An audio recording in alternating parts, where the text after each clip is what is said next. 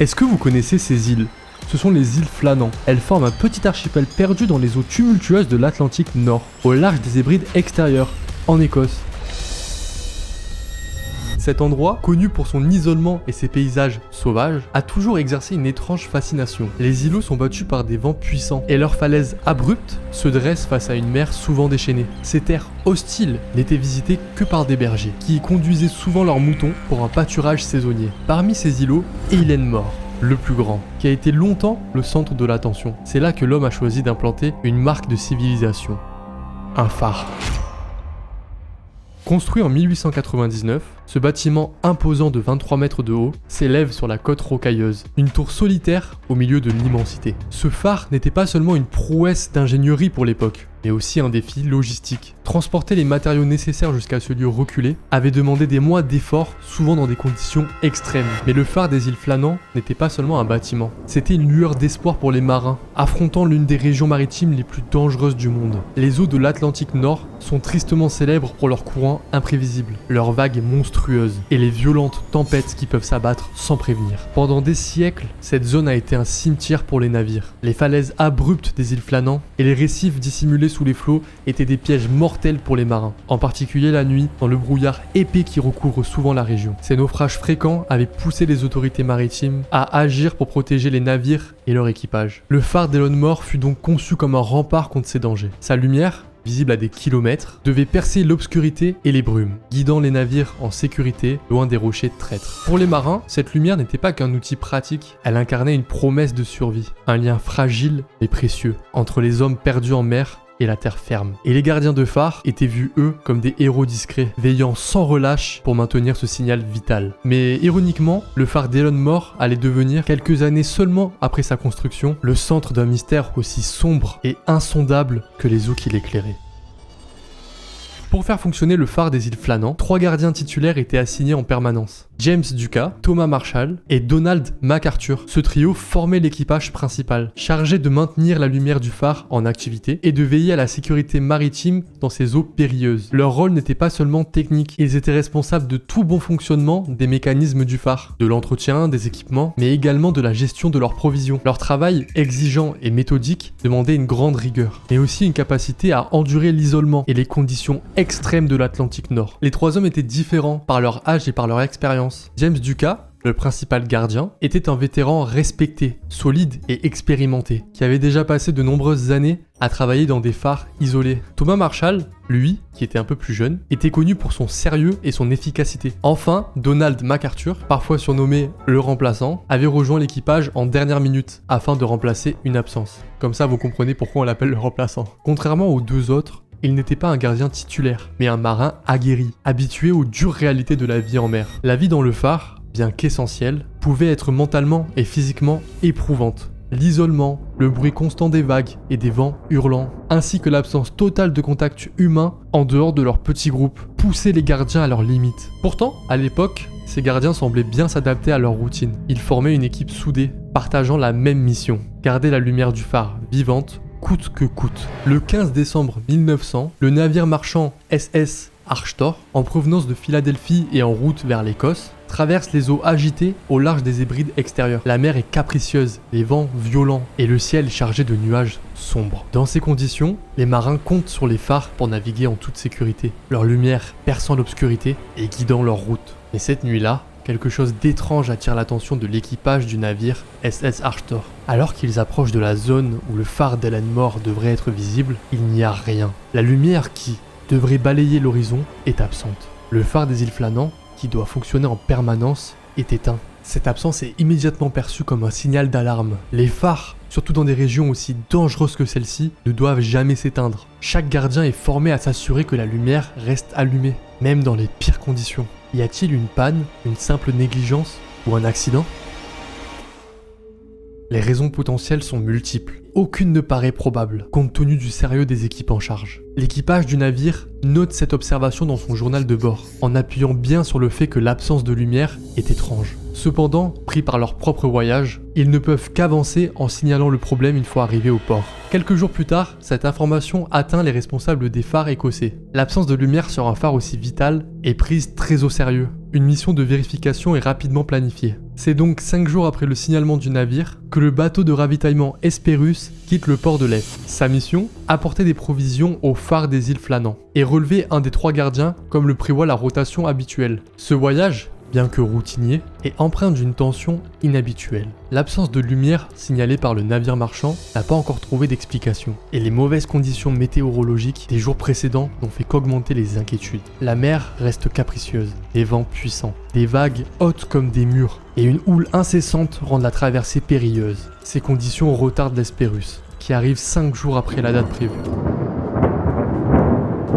Lorsque le phare apparaît enfin à l'horizon, l'équipage scrute l'île avec attention, mais ce qu'ils voient ne fait qu'amplifier leurs craintes. Aucune fumée ne s'élève de la cheminée du phare. Aucun des gardiens n'est visible sur le quai ou autour de la station. Pas de drapeau, pas de mouvement, un silence anormal enveloppe l'île, rompant avec la routine habituelle. L'Hesperus tente alors d'établir un contact. La sirène du bateau retentit, mais aucune réponse ne vient du phare, et aucun gardien ne se montre ou fait signe. À bord, le capitaine et l'équipage sentent une angoisse croissante. Quelque chose ne va pas. Après plusieurs tentatives infructueuses pour attirer l'attention, le capitaine décide de faire débarquer Joseph Moore, le gardien remplaçant qui devait rejoindre l'équipe du phare. Moore, accompagné de quelques membres de l'équipage, monte à bord d'un petit canot et rame jusqu'au quai déserté. Lorsqu'ils accostent enfin à Hélène Moore, un sentiment de malaise plane sur l'équipage. Le capitaine James Harvey, habitué à ses missions de ravitaillement, remarque immédiatement quelque chose d'étrange. Personne n'est là pour les accueillir sur le quai. Normalement, les gardiens descendent systématiquement pour saluer l'équipage et récupérer leurs provisions.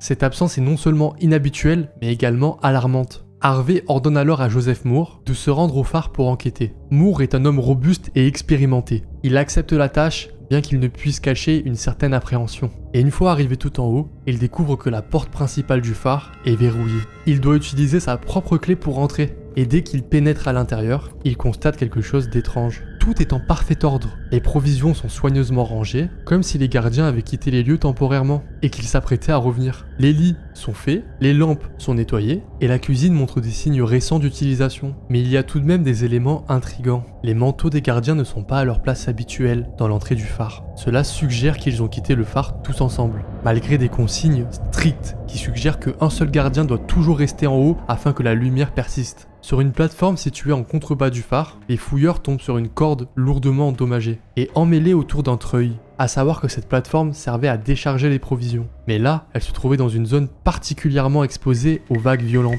Les marques sur la corde suggèrent qu'elle aurait été arrachée de son point d'attache, peut-être sous l'effet d'une force considérable. Certains pensent que les gardiens auraient tenté de sécuriser cette corde, ou de réparer le dysfonctionnement d'un treuil, surtout lors de conditions météorologiques difficiles. Et pourquoi les hommes auraient-ils pris ce risque ensemble, laissant le phare sans surveillance? Malgré ces découvertes, une chose demeure frappante. Aucune trace des gardiens n'est retrouvée. Pas de corps, pas d'empreintes significatives retrouvées dans le sol, et même aucun signe qui montre qu'ils auraient essayé de retourner dans le phare. C'est comme si l'île elle-même avait effacé leur passage. Le mystère, déjà pesant, devient presque oppressant. Comment 3 hommes robustes, expérimentés et habitués à faire face aux conditions extrêmes auraient-ils pu disparaître sans laisser la moindre explication? Face à l'absence de preuves concrètes, plusieurs hypothèses sont avancées pour expliquer la disparition des 3 gardiens. Et l'hypothèse la plus souvent revenue est celle liée à un accident à la mer. Cette dernière, étant à la fois un élément essentiel de leur travail, est une menace omniprésente. Des marins locaux rappellent que l'Atlantique Nord est capable de produire des vagues gigantesques, surtout dans cette zone des îles Flannants,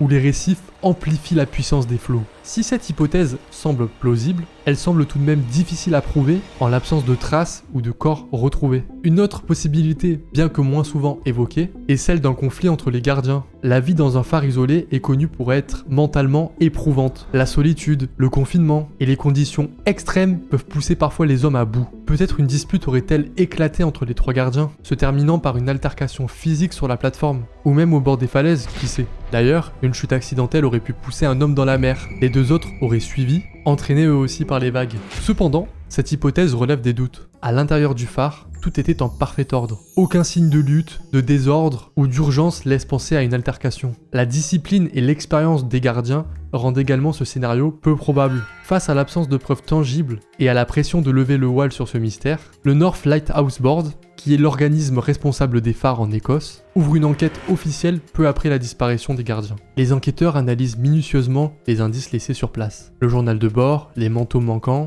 et surtout la corde déchirée. Ils interrogent également des gardiens ayant travaillé dans des conditions similaires pour essayer de comprendre ce qui aurait pu se passer sur l'île. Le rapport final du NLB conclut que les gardiens ont probablement été victimes d'un accident tragique lié à leur environnement de travail. Selon cette théorie, les 3 hommes auraient quitté le phare ensemble pour sécuriser ou réparer des équipements endommagés sur la plateforme maritime. Peut-être que des vents violents avaient détaché les cordes ou que des vagues menaçaient de détruire les dispositifs essentiels au ravitaillement. Et c'est alors qu'une vague gigantesque, bien plus grande que celle qui frappait habituellement l'île, aurait soudainement submergé la zone. Cette vague, appelée parfois vague scélérate, aurait balayé les gardiens, les emportant dans l'eau déchaînée de l'Atlantique.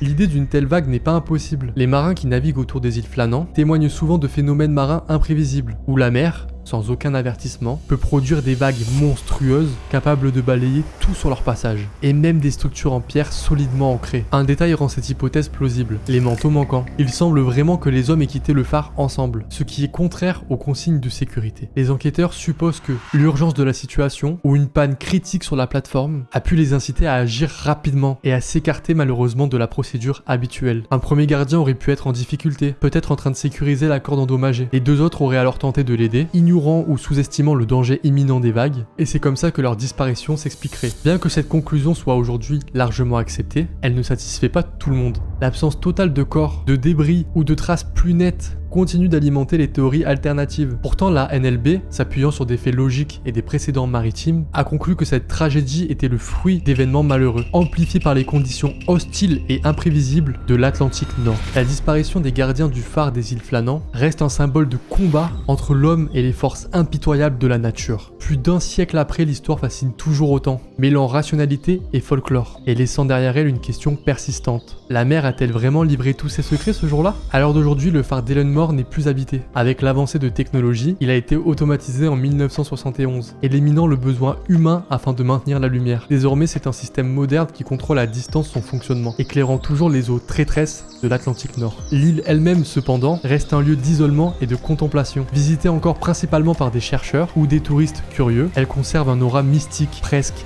intemporel. Les visiteurs se retrouvent confrontés à la puissance brute de la nature, à ces falaises abruptes et à cette mer indomptable, où le vent porte encore les échos d'un mystère centenaire.